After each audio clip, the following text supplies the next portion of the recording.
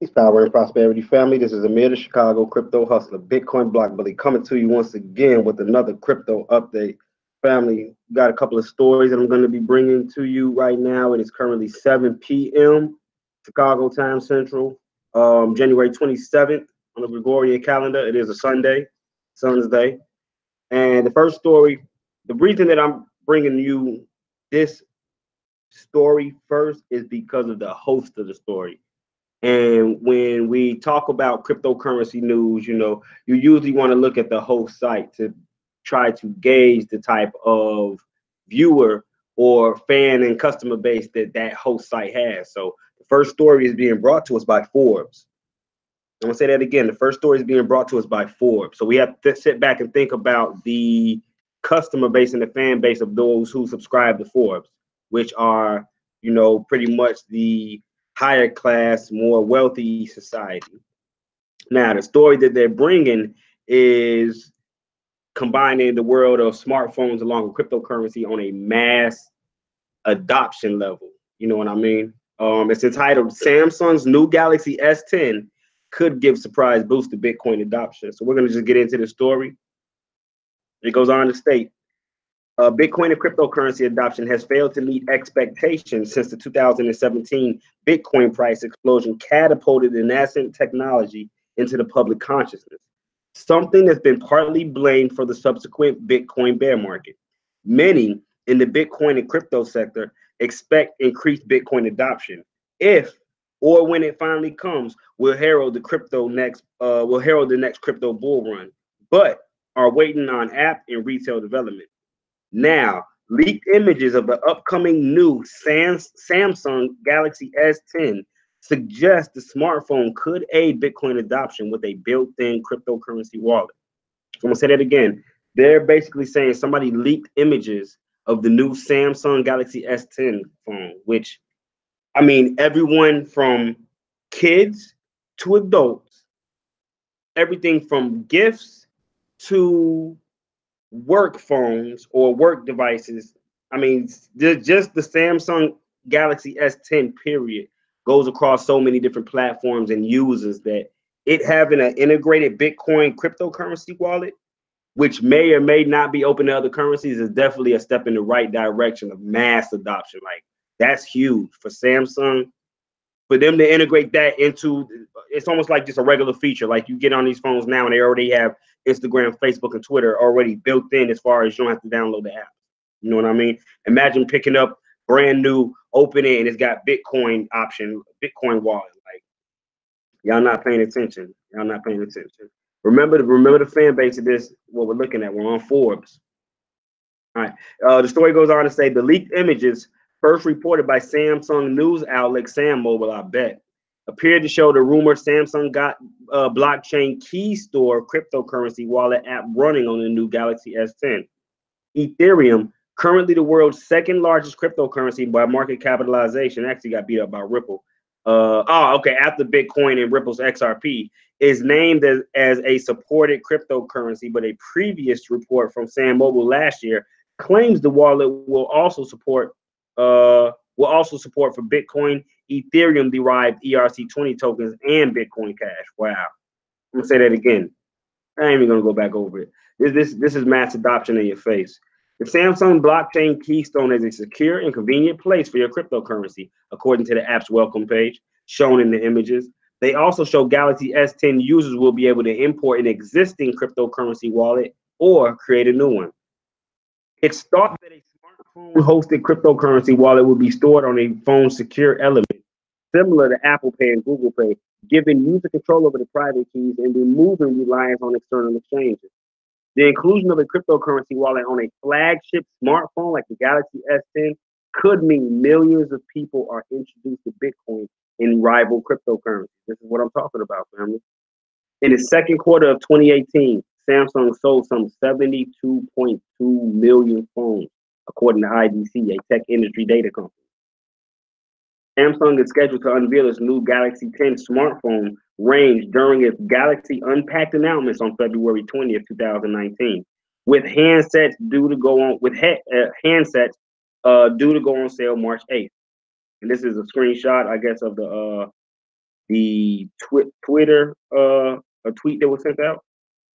Lackluster Bitcoin and cryptocurrency adoption has been a major criticism over the sector for years after 2017's epic bull run. Many expected the surge in price to bring new apps to ease Bitcoin's overly complicated user experience, as well as a raft of retailers keen to begin accepting Bitcoin and other cryptocurrencies. But there have been signals that increased adoption and use of Bitcoin could be just around the corner until tech companies like Samsung and Apple make Bitcoin use simpler and stores like Amazon make firmer moves to accept digital tokens. Widespread adoption will remain elusive. And I've already showed the family, for those that have watched or tuned in plenty of other times, they have two other websites that you may want to check out just when you're looking for mass adoption. One is purse.io, Purse.io, which allows you to shop for certain Amazon items and receive them in a 10 to 15, I think 15 and up % discount utilizing Bitcoin and Bitcoin Cash.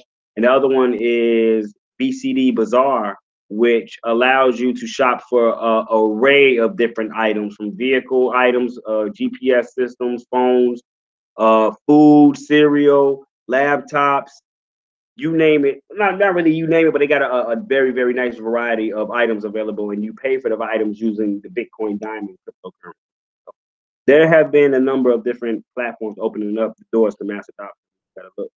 Last month, the chief executive of major global Bitcoin and cryptocurrency exchange Binance, Changpeng Zhao, said he expects Jeff Bezos' online retail giant Amazon to be the catalyst for the next Bitcoin bull run.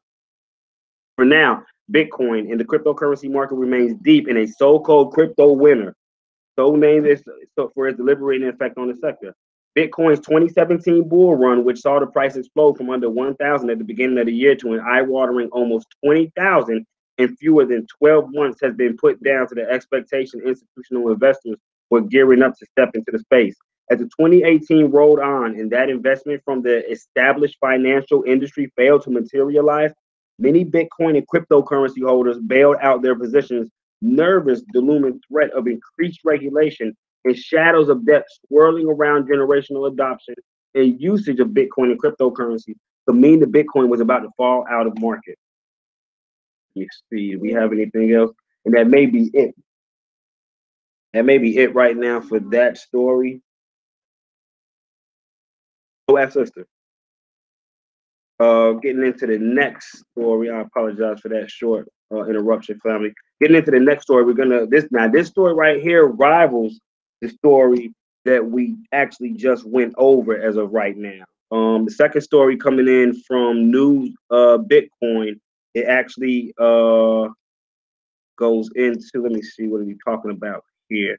Okay, this is the story where they're speaking on the differences between cryptocurrency being not legal tender and illegal, which I think a lot of people may get mixed up and misconstrued at times. So this right here was a story that I definitely wanted to come piggybacking off the previous story. It goes on to say, just because cryptocurrency, or this is the title of it anyways, just because cryptocurrency isn't legal tender doesn't make it illegal. It goes on to say, central banks warning about crypto assets may give the impression that cryptocurrency is illegal. And I could definitely agree with that notion, because we don't do enough research and we look at certain words and terms as going far beyond our simple comprehension and us giving them a definition or explanation versus us looking for it. When you see it's not legal tender, one would be like, oh, that means it's illegal. So it just takes a little bit of research to do. So it goes on to say that central banks warning about crypto asset may give the impression that cryptocurrency is illegal, especially since entities often cite reasons as to why they're uncomfortable with virtual currencies encroaching on their turf. But their assessments are often inaccurate, particularly when it comes to determining the legality of cryptocurrency.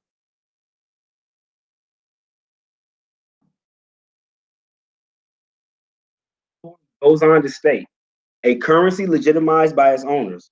On January 24th, Singapore's Ministry of Law, in an apparent reaction to the growing acceptance of virtual currency, cautioned that cryptocurrency is not legal tender and advised businesses to exercise due diligence before accepting it as a form of payment.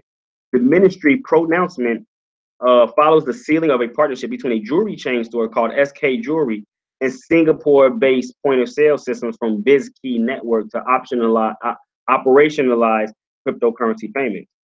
Elsewhere, the Central Bank of Samoa has previously warned citizens that it does not issue nor regulate cryptocurrency. The central bank maintained that cryptocurrencies are not legal tender in Samoa, warning that digital coins are risky and speculative. In Zambia, where cryptocurrencies have yet to register substantial trade volume, the central bank has issued a similar warning. However, it is important to clarify what legal tender means in order to determine the intention of the authorities, who are torn between skepticism and proactive anticipation of crypto disruption. In perspective, legal tender means in order to determine, in perspective, legal tender is a payment method that is sanctioned by law for the settlement of a debt or financial obligation within a particular jurisdiction. I'm going to read that one more time because I don't think we really comprehend the very money that we use. Federal Reserve notes, the cash, the dineros, the greenbacks that you use with the dead president on. It's nothing more than legal tender. If you pull the dollar out right now, 20, 50, 100, and you read it, it should say this note is to be used to pay all debts, public and private, if I'm not mistaken, is what it says on the United States dollar.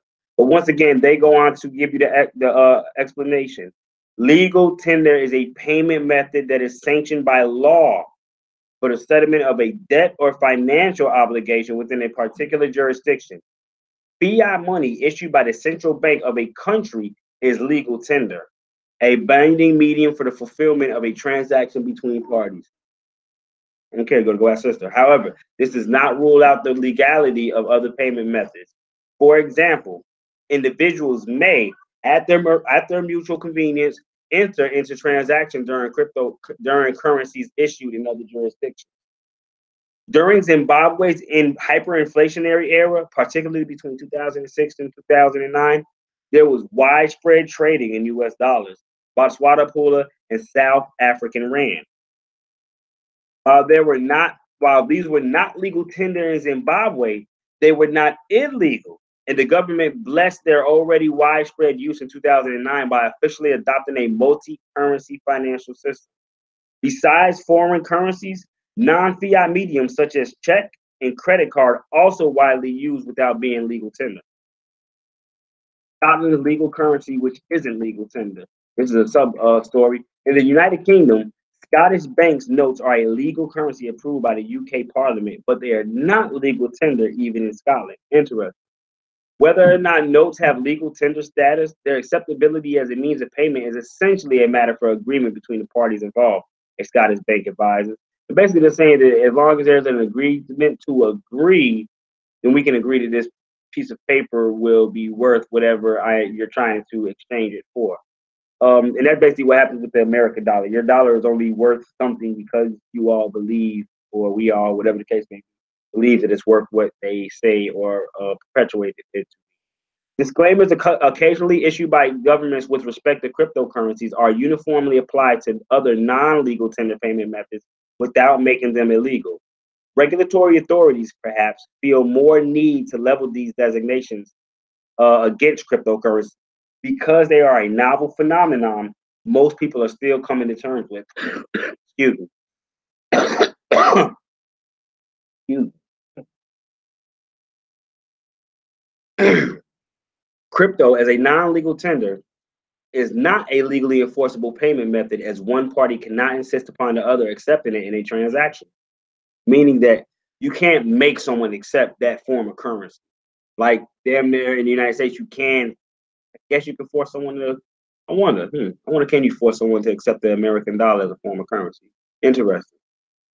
I was on to say, according to a Library of Congress article on global regulation of cryptocurrency, government warnings on virtual money are a form of public education. Such warnings, mostly issued by central banks, are largely designated to educate the citizenry about the difference between actual currencies, which are issued and guaranteed by the state, and cryptocurrencies, which are not, the article detailed. Most government warnings note the added risk resulting from the high volatility associated with cryptocurrency and the fact that many of the organizations that facilitate such transactions are unregulated. Most also note that citizens who invest in cryptocurrencies do so at their own personal risk, and that no legal recourse is available to them in the event of loss. Governments aren't responsible for cryptocurrency. Getting into another subsection. At Davos recently, Bank of England Governor Mark Carney accused cryptocurrencies of not going anywhere. He argued that cryptocurrency would not revolutionize the financial sector because there are more assets than currency. Carney also noted the reluctance of e-commerce giants in UK to transact in cryptocurrency because of the relative expense and lower speed. At any rate, government warnings about trading in the cryptocurrency do not infer the illegality. Rather, it means they are not the institutional responsibility of the government, something that is actually a fundamental feature of cryptocurrency. Basically saying that we not saying they're illegal, but if you have any type of problems with them, trouble with them, we're not backing you up or anything. Which, okay, that just means you are more responsible for your own affairs. Nothing wrong with that, in my opinion. Recently, central banks, with the encouragement of the IMF, have considered the idea of issuing their own digital currency. Faced with the disruptive wave of cryptocurrency, central bank digital currencies, or CBDCs, will not upstage cryptocurrencies, as they will not match the characteristics of cryptocurrencies as an autonomous form of money controlled by its owners, transacted peer-to-peer, and insulated from the overbearing whims of governments, legacy financial institutions, or corporations. Clarifying its decision to accept crypto, Singapore's SK Jury maintained that there is nothing legally amiss with this payment mechanism. The acceptance of crypto merely serves as another option of payment for our customers, and other than it being a more unconventional mode of payment now, it's business as usual, the company spokesperson said. Government warnings cut both sides. They help citizens and businesses decide how far they can trade in cryptocurrencies, an unregulated instrument of trust. On the other hand, they serve to reaffirm cryptocurrency's fundamental power as an instrument of financial freedom. What do you think about the legal status of cryptocurrency? And just so you let them know at the bottom of the screen. So, family, that was I think two stories that definitely went hand in hand as far as when we're speaking on mass adoption, along with comprehension of what a mass adoption could mean and what would stop or hinder or succeed us in that mass adoption. I'm gonna be coming right back to you with two more stories later on the Smartland tokens. So I'm gonna go take a look at the charts, probably do a little bit of TA along with the video / podcast that I'm gonna give on the Smartland coin and their platform and what they're got going on. But family, I hope that these two stories were very helpful in you understanding exactly where we're going with cryptocurrency. Once again, this is Chicago Crypto Hustler representing Cryptonomic Console. And newly podcasted New Money Matrix. I want to actually thank everyone and anyone that's in earshot of this, listening to this right now. You definitely keep it pushing. As long as there's someone to hear the information, I'm going to keep bringing the information. And for those that do wish to donate in any way, any capacity, donation should be on my page. If not, go ahead and inbox or reach out, and I'll give you the donation information. To the next video, to the next podcast. This is the Amir, Chicago Crypto Hustler, Bitcoin Block Bully. Peace, power, and prosperity, family. I am out of here.